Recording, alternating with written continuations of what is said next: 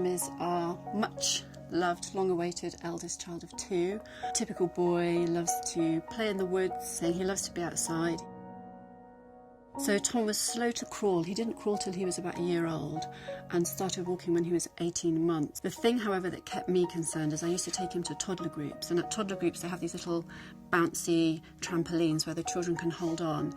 Holding on, so supporting his arms, he couldn't take his weight and bounce at 18 months. He still couldn't do that at 2. He still couldn't do that at 2.5. By the age of 3, his walking was reasonable, but he'd still fall quite a lot. And from there on, I thought we needed to get him seen just to check that everything was okay.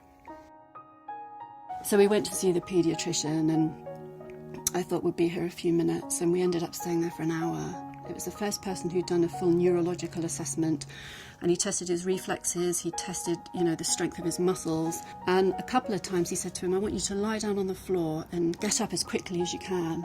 And I now know that that's the Gowers manoeuvre, and children with Duchenne struggle to do this. The next day, it must have been about 9 o'clock, and he said the blood tests have shown some very high chemical levels which indicate he has a type of condition called muscular dystrophy. And I said, so what are we talking about here? And he said, I have to say, on the basis of this blood test, I think he's got the severe form. And I said, so what does that mean? What treatments can we give him? Can we start treatment straight away? And he said, unfortunately, there are no treatments for this condition. And I said, so tell me he's not going to die. And he said, well, it is a 100% fatal condition.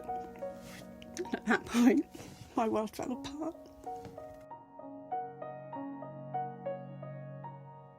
Duchenne muscular dystrophy is a devastating genetic condition that primarily affects the skeletal muscle. It shows progressive muscle weakness and wasting, and unfortunately is always fatal. He's now getting tireder, he's getting colder.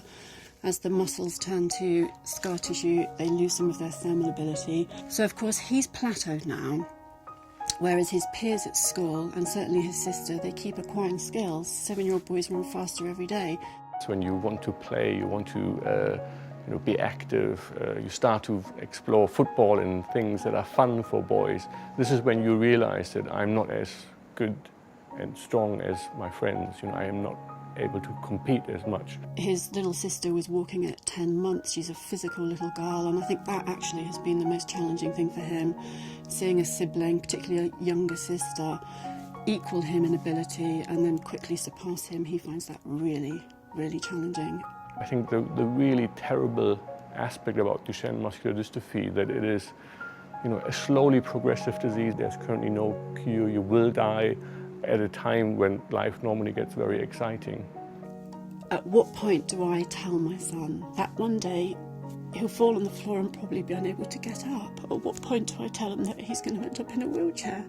At what point do I tell him that he will not marry his little girlfriend at school because he probably won't be around then?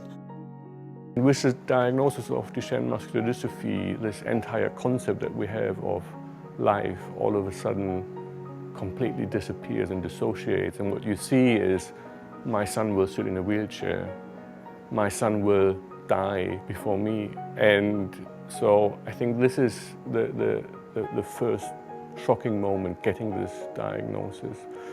Our life has changed beyond all recognition, really, so we decided we'd sell our house. Immediately it was apparent that if we wanted to do the best for Tom, we'd have to widen doorways, we'd have to strengthen roof joists to put hoists in. All the adaptations are taking place. The research that Action Medical Research is funding, to me, is everything. For the first time, I truly believe ever, we're at a breakthrough time with this condition. Treatments for rare diseases could potentially also have a use for more common diseases. This condition is the #1 genetic killer of children. It's 100% fatal. If we could just have something that could slow it down, slow its progression, so children can walk for a little bit longer, they can hug their parents for a little bit longer, that means everything. So supporting Action Medical Research and providing funds for rare disease research, like for Duchenne muscular dystrophy, also means that you are providing hope to patients with these terrible diseases. I want my son to have a shot at life like anybody else, but he's only going to get that with a treatment that will help him. That's why it's so important that the research continues. We're nearly there. It's tantalisingly close. We really have an opportunity to save little boys here.